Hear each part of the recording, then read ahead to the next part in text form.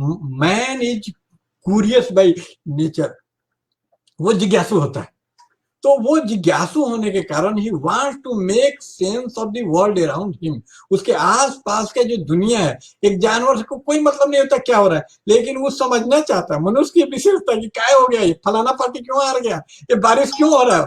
और वो अगर उसको सही सही समझ लिया साइंटिफिक तो ठीक है, और सही सही साइंटिफिक नहीं समझता है तो फिर मिथ गढ़ना शुरू करता है उसका बुद्धि, लेकिन समझिए कि मानता है झूठ या सच। जैसे कि कश्मीर में ठंड पड़ता है, तो मनुष्य नहीं समझ पाया, ब्राह्मण लोग, कि ठंड का कारण ऊंचाई है, अल्टीट्यूड है। तो उन्होंने क्या गढ़ दिया कि नहीं, तो फिर कहानी गढ़ दिया, मिथ गढ़ दिया। मिथ क्या गढ़ दिया कि ये कश्यप ऋषि ने इसको बसाया है कश्मीर को, तो कश्यप मीर ही बदल के कश्मीर हो गया। और कश्यप ऋषि की दो पत्नी दीति और अदिति, दीति के पुत्र दैत्य हो गए, राक्षस लोग, और आदिति के पुत्र आदित्य यानी सूर्य हैं। तो आदित्य सूर्य अपने बाप के नगर में नजर उठा के देखेगा, अपने किरणों को तीखा करेगा, उसकी हिम्मत है, वहां अपने नजरों को झुका लेता है उसका बेटा जिसका वो नगर है, और नजर को झुका, ठंडा पड़ता है। तो कितने खूबसूरत व्याख्या है, लेकिन झूठी है। तो ये मिथ कर लेते हैं किसी चीज को, क्योंकि साइंटिफिक व्याख्या, इतिहास बोध हो नहीं सकता है, परिवर्तन में विश्वास है नहीं, इसलिए बौद्धों में इतिहास बोध होता है। क्योंकि बुद्ध भगवान क्यों बोले कि परिवर्तन ही सत्य है। अब देखिएगा बौद्धों लोगों का पहला ही नियम है बौद्ध दर्शन का कि अनित्यवाद, अनित्यवाद जिसको पाली में बोलते हैं कि अनित्य है, कोई चीज नित्य और हमेशा के लिए नहीं, हर चीज बदल रहा है। साइंस भी इस चीज को मानता है। एंगल्स ने एक किताब लिखा डायलेक्टिक्स इन नेचर, तो उसमें भी इसी बात पे जोड़ दिया। और एक आरपी फेनमैन करके बहुत बड़ा फिजिसिस्ट हुआ जिसको 1965 में नोबेल प्राइज भी मिला, तो उन्होंने भी लिखा कि चेंज प्रकृति का सबसे बड़ा, कि जब इवन प्रकाश भी चलता है ना, तो electric field magnetic, magnetic electric में लगातार बदलता रहता है, और फिर इलेक्ट्रोमैग्नेटिक वेव मैक्सवेल के 4 थ्योरम के अनुसार चलता है। तो देखते हैं परिवर्तन। अभी देखिए कि अभी कुछ देर पहले हम फ्रेश थे, अब इतना बोलने के बाद थोड़ा थक जाएंगे, तो ये भी एक परिवर्तन है। मेरे बाल इतने उजले नहीं थे, अभी उजले हो गए, तो परिवर्तन प्रकृति का सत्य है। इसलिए बौद्धों में इतिहास बोध है, जो परिवर्तन में विश्वास करेगा इतिहास लिखेगा, उसका लेखा जोखा। अब ब्राह्मण कभी नहीं लिखेगा परिवर्तन, लेकिन जब नहीं लिखेगा इतिहास क्यों जरूरी है देखिएगा, तो मार्क्स भी इस बात को मानता है। मार्क्स के विचारधारा के दो ही तत्व हैं, हिस्टोरिकल मेटेरियलिज्म और डायलेक्टिकल मेटेरियलिज्म। यानी ऑन्टोलॉजिस्ट विश्व को समझने के लिए डायलेक्टिकल मेटेरियलिज्म, जिसको द्वंदात्मक भौतिकवाद बोलते हैं। और इस समाज में जो परिवर्तन हुआ, जो काल बदल गया, सामंती काल था, पूंजीवाद आ गया, बीच में दास स्वामी काल था, इस परिवर्तन को समझने के लिए ऐतिहासिक भौतिकवाद, हिस्टोरिकल मेटेरियलिज्म का जन्म दिया। यानी हिस्ट्री को जानना बहुत जरूरी है अगर समाज के परिवर्तन को समझना चाहते हैं। तो जो भी परिवर्तन में बात करेगा वो हिस्ट्री का जरूर आविष्कार करेगा। हिस्ट्री एकमात्र उस परिवर्तन को समझने का स्रोत है। इसीलिए देखिएगा आज का भी छोड़ दीजिए, अभी एक बहुत बड़े अंग्रेज आलोचक हैं फ्रेडरिक जेमेसन, वो उनका तो कथन ही है बहुत प्रसिद्ध, ऑलवेज हिस्ट्रोसाइज। किसी चीज को समझना चाहते हैं तो इसको हिस्ट्रोसाइज करना बहुत जरूरी है। हिस्ट्री में जाइएगा तो उसका कारण, जैसे हमारा ही जातीय उत्पीड़न समझना, तो जब तक इसका हिस्ट्री नहीं जानिएगा समझ पाएगा। इसीलिए जो भी जाति उत्पीड़न को समझना चाहे उसने सबसे पहले क्या लिखा, बाबा साहब ने हिस्ट्री ऑफ कास्ट लिखा। इसी तरह गुलामगिरी लिखा। हर आदमी हिस्ट्री में जाता है। हम ही लोग कितना हिस्ट्री में जाते हैं, व्याख्यान यहाँ अपने ही टीवी पे जो होता है या ICT में, तो आप समझ सकते हैं कि जो हम लोग हिस्ट्री वाले लोग हैं, हम इतिहास बोध है। इसलिए ये कहना भी सही नहीं है कि भारतीयों में इतिहास बोध नहीं है। जब कहा जाता है कि भारतीयों में इतिहास बोध नहीं है, तो भारतीय का मतलब क्या है, ब्राह्मण, ब्राह्मण को ही भारतीय कह दिया गया। जब हम बोलते हैं भारतीय संस्कृति, तो वो सिग्निफायर का सिर्फ ब्राह्मण का होता है। इसको दूर करना होगा, नहीं हम भी भारतीय हैं, भारतीय का मतलब बहुजन संस्कृति भी होता है। इसलिए इतिहास बोध ब्राह्मणों में नहीं है, भारतीय मत बोलो। भारतीय में तो हम लोग भी शामिल है, हमें पूरा इतिहास बोध है, और हम परिवर्तन में विश्वास करते हैं, उसका लेखा जोखा रखते हैं। इसीलिए हम लोग को लिखने के लिए नहीं मिला, लेकिन ओरल ट्रेडिशन में देखिएगा, जो मौखिक, जिसका हम लोग को जितना उपलब्ध था, हम लोग को पढ़ने नहीं दिया गया, लेकिन बोलने दिया गया। तो बोलने में सारा इतिहास मौजूद है। आप एक छोटे से छोटे गाने को सीखेंगे तो वहां सारा आपको इतिहास, आल्हा उदल से लेके जो हमारे वीर लड़े, सारा इतिहास आपको मिल जाएगा, पलमार रासों में मिल जाएगा। तो ये इसीलिए नष्ट नहीं कर पाया, इसीलिए संभव हो पाया कि इनके तमाम इतिहास को इरेज करना, वो रबर से मिटका देने का कोशिश डस्टर से इन्होंने किया, वो सफल नहीं हुआ।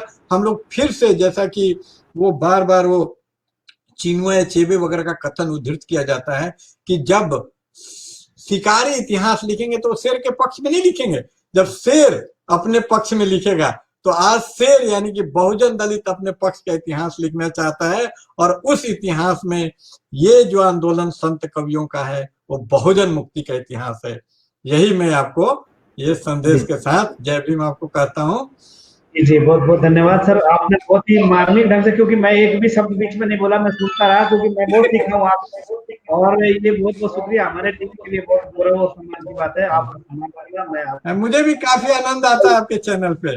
जी जी। गहराई से मैं बहुत जो है आपका जो है सम्मान करता, जितना इतनी माइन्यूटली तरीके से जो मेरा दिमाग नहीं जाता था, आपने कई बार साइंस की, जेनेटिक्स की, साहित्य की, राजनीति की बहुत सारी समाहित किया कि किस किस तरीके के कौन से हथकंडे लगा करके ये जो है एक तरह से जो है डिमोरलाइज करना चाहता है इस दबे कुचले वंचित समाज को, जो आज बिल्कुल बिल्कुल बिल्कुल बिल्कुल, और आपने उसको ऐसे रेखांकित किया। मैं बहुत बहुत शुक्रिया अदा करना चाहता हूँ आपका, बहुत बहुत धन्यवाद। एक सवाल जो है फयाज अहमद जी का है, मैं उसको आमंत्रित करता हूँ, वो अपना सवाल पूछे। जी जी जी फयाज जी अपना मैं उपलब्ध हूँ।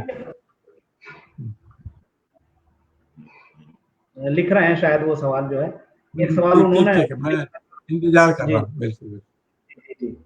फिर उसके बाद, क्योंकि समय की भी एक सीमा है, और बहुत ही अच्छा लगा, और ये सीरीज अभी खत्म नहीं हुई है, क्योंकि ये सीरीज में कुछ बातें ऐसी रहेगी जो मैं अभी क्योंकि समय के अभाव में नहीं बोलना चाहता, क्योंकि फिर आप लंबा बोलना शुरू कर देंगे, इतना बोलना शुरू कर देंगे तो फिर 1 घंटा निकल जाएगा, जाना होगा, तो फिर मैं उसे अगली सीरीज में लूंगा, क्योंकि इसका जो है पार्ट 2 में लेके आऊंगा, क्योंकि उसके बाद जो है रैदास जी बचे हैं, नानक बचे, दादू बचे, और हमारे इसको सीरीज के रूप में मैं जो है लेना चाहता हूँ, क्योंकि एक इतिहास बोध विकसित करने के लिए हमारे महापुरुषों पर हमें गर्व करना चाहिए।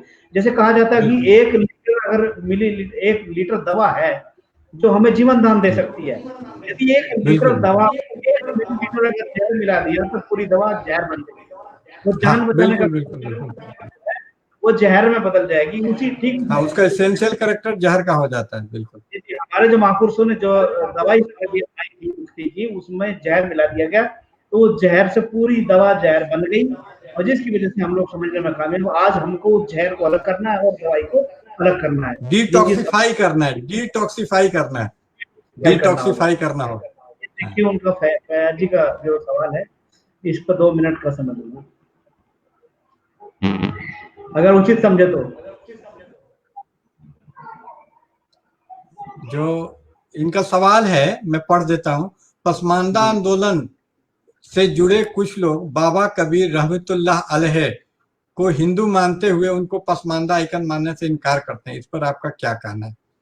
जी। तो इस पर मेरा ये कहना है कि जैसा कि हम लोग का नारा है पसमानदा, यानी मुस्लिम वर्ग में जो पिछड़ा वर्ग है उसको पसमानदा नाम से अभिहित किया गया है, तो ये नारा भी लगा पसमानदा की तरफ से कि, और ओबीसी की तरफ से कि हिंदू है या मुसलमान पिछड़ा पिछड़ा एक समान।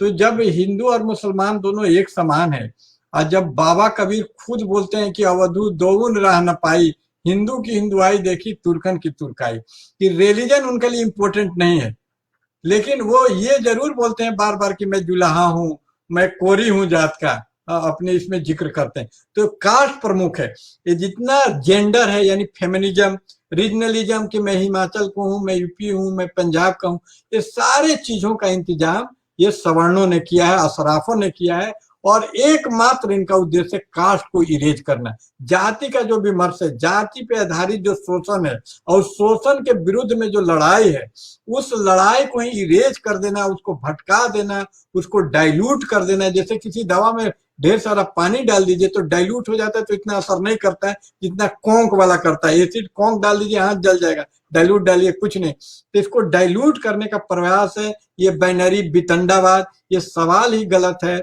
और हर सवाल का कोई मीनिंग हो कोई जरूरी नहीं है। जैसे कि अगर कोई पूछे कि पानी त्रिभुजाकार है या चतुर्भुजाकार, तो वो न त्रिभुजाकार है न चतुर्भुजाकार, हम क्या बोलेंगे कि ये परिभाषा पानी पे लागू नहीं है, आकार नामक जो प्रतिमान है वो ठोस पे सिर्फ लागू होता है।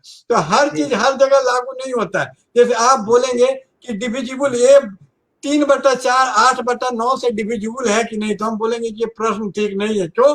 क्योंकि रेशनल नंबर में, परिमेय संख्या में डिविजिबिलिटी का कंसेप्ट सही नहीं है। ये इंटीजर तक सही है, पूर्णांक संख्या तक सही है, पूर्ण संख्या। तो इसी तरह इस तरह के सवाल ये मीनिंगलेस है, इसका सवाल का कोई अर्थ नहीं है। लेकिन भाषा में व्याकरणिक दृष्टिकोण से सही होने के कारण हम लोग को लगता है कि सही है। तो ये सिर्फ ग्रामेटिकली करेक्ट है, लेकिन सेमेंटिक यानी अर्थ के दृष्टिकोण से ये अर्थहीन सवाल है। क्योंकि हम तो पसमानदा पिछड़े वर्ग को अलग ही नहीं जाते। जो जाति को ही केंद्र बिंदु पहचान का मानेगा, इस सवाल को मानने, ये सारे जो हिंदू या मुसलमान कुछ भी हो, वो सबके आइकन हैं। कबीर साहब इसमें कोई, कबीर साहब वो ब्राह्मणवाद, सैयदवाद सबके खिलाफ लिखे। वो मौलवी को ही इतना ही तीखा जवाब दिए जितना तीखा उन्होंने हमला ब्राह्मणों पे किया। आप उनके जब पदों और दोहों को पढ़ेंगे तो पाएंगे, क्योंकि उन्होंने भी अपनी मूल आइडेंटिटी, उनका जीवन मुस्लिम होने से नहीं प्रभावित हो रहा था, हिंदू होने से नहीं प्रभावित हो रहा था। अगर कबीर साहब अशराफ होते तो उनका नाम कबीर होता ही नहीं, मोहम्मद कतीब अशरफुल नदी अली ऐसा करके बड़ा सा होता। यही उनके देखिए कि पसमानदा और छोटे जाति होने का सबसे बड़ा और जुलाहे का काम उनको करना पड़ गया। और ये उनको ज्यादा, इसलिए देखिएगा कि आप किसी गांव में चले जाइए तो दो छोटी जाति, जो छोटी जातियों का सेकुलरिज्म है, ये ब्राह्मण के सेकुलरिज्म से बहुत ज्यादा गहरा है। कोई लड़ता ही नहीं, धोती पहनते हैं मुसलमान राजस्थान में, उनको ये अशरफ इस तरह का बितंडावाद खड़ा करता है जिसके फेरे में नहीं आना चाहिए।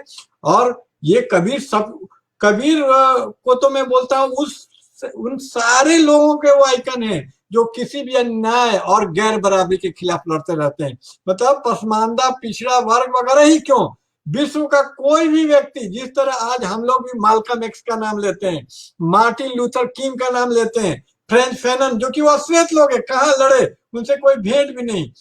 तो उसी तरह ये पूरे विश्व में अश्वेत लोग, जहां भी जो लोग लड़ रहा है, सबके आइकन हैं हमारे बाबा कबीर।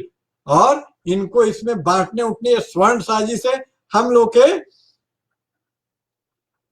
शुक्रिया इनेतुल्ला जी, ये बांटो, हम लोग को बांटने का तो साजिश जातियों में हजारों साल से बांट दिया। अब कबीर साहब को 2 टुकड़े में बांटना चाह रहे हैं, इसका रेसिस्टेंस हम लोग का, इसके खिलाफ लड़ाई लड़ना होगा। कबीर साहब को म्यूटिलेट करने का, 2 टुकड़े में बांटने का, उनके दोहों को बांटने का जो कोशिश कर रहा है। कबीर एक है और उनका नाम भी एक है, और उनके नाम पर ही ध्यान दें कि अगर किसी का नाम का रहमतुल्लाह है तो उसका 2 टुकड़ा हो सकता है, रहमत प्लस उल्लाह। कबीर का नाम ऐसा कि क जोड़ भी नहीं होगा, नामों ऐसे ही रखेंगे जिसका अखंड नाम है, 2 टुकड़ा करके दिखाइए। तो कबीर का व्यक्तित्व तो छोड़ दीजिए, नाम तक जिसका 2 टुकड़ा नहीं हो सकता है, उसके आंदोलन नाम आइकन को 2 टुकड़ा क्यों करना चाहती है, ये मेरा सवाल है। तो जय पसमानदा, जय भीम जी। बहुत धन्यवाद, बहुत बहुत धन्यवाद, बहुत बहुत शुक्रिया। जो है संतोष जी भी आगे, जरा उनकी भी एक बार सलाम हो जाए। हाँ, अरे सलाम अलैकुम है, हमेशा मैं इनको सलाम अलैकुम बोलता हूँ। जय भीम संतोष साहब। और ये बहुत अच्छा लगा है। और साथियों, AIGCA TV दबे कुचले वंचित समाज में ज्ञान की ज्योति जलाकर उनको अपना हक अधिकार लेने के लिए, संघर्ष करने के लिए करने का ये काम है। और हम समझते हैं कि जो साथी हमने जुड़े हुए हैं वो इस कार्यक्रम को देखें, शेयर करें, दोस्तों को कमेंट कीजिए, और जो है हमें सुझाए कि हमें क्या करना चाहिए आगे। मैं आप सभी का स्वागत, अभिनंदन करता हूँ जितने भी दर्शक जुड़े हुए हैं। और आपका खासकर फाकिर जी, मैं आपका बहुत शुक्रिया इसलिए अदा करना चाहता हूँ, आपने बहुत कीमती समय दिया, क्योंकि अभी आप अपने ऑफिस में हैं, अभी घर नहीं गए, आपके बच्चे भी वेट कर रहे होंगे। बहुत बहुत धन्यवाद। कार्यक्रम यही समाप्त होता। Thank you sir. जय भीम, जय भारत, जय भीम, जय भीम।